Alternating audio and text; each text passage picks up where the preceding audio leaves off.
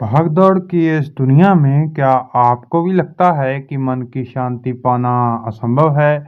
हम भागते खुशी के पीछे हैं लेकिन हाथ सिर्फ चिंता और निराशा लगती है।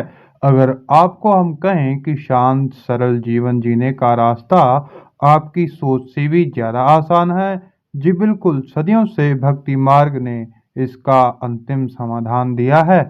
हमारे पूज्य श्री गुरुदेव भगवान ऐसी युक्ति बताते हैं जो भीतर चल रहे हर एक शोर को शांत करती है। आज हम उनकी ऐसी 5 उपदेशों के बारे में जानेंगे जो हमें तनाव से निकालकर शांति का रास्ता दिखाएंगे। हरिनाम का निरंतर जप। गुरुदेव भगवान हमें याद दिलाते हैं कि हमारा मन चिंताओं का बाजार है, लेकिन जब हम निस्वार्थ भाव से लगातार भगवान के नाम जप का अभ्यास करते हैं तो तनाव कम होने लगता है। निरंतर नाम जप हमें शांति की ओर ले जाता है।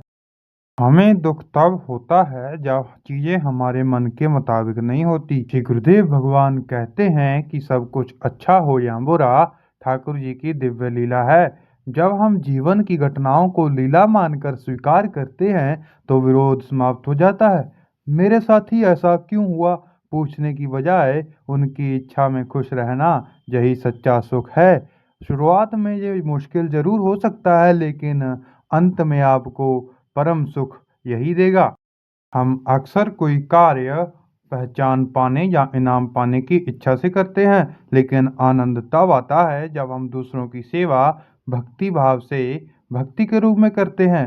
जो भी आपसे शास्त्र आज्ञा के अनुसार आचरण हो, उन्हें भगवान के श्री चरणों में अर्पित कर दें। ये आपकी अपनी जरूरत से हटाकर अहंकार को पिघला देता है, जो कि ज्यादातर चिंताओं का कारण है। वैराग्य। ये सोचते ही दिमाग में एक नदी के तट या फिर किसी गुफा में तपस्या करते हुए सन्यासी की तस्वीर आती है, लेकिन इसकी परिभाषा वास्तव में बहुत भिन्न है। श्री गुरुदेव भगवान हमें दुनिया छोड़ने को नहीं कहते, बल्कि दुनिया के प्रति लगाव बढ़ने की बात करते हैं। जितना कम इच्छा करेंगे उतना ही कम खोने का डर होता है। अपनी खुशी को बाहरी चीजों में ढूंढने की बजाय भीतर की दुनिया में भक्ति में खोजें। आपका लक्ष्य क्या है? अक्सर यही प्रश्न हमसे कई बार पूछा जाता है। शुरुआत आप कहीं से भी करें, लेकिन अपने अंतिम लक्ष्य को जरूर याद रखें। आनंदमयी दिव्य प्रेम। क्या आपने कभी सोचा है कि आपके जीवन का लक्ष्य क्या है? जवाब आया होगा पैसा, बंगला, गाड़ी या फिर कोई सरकारी नौकरी।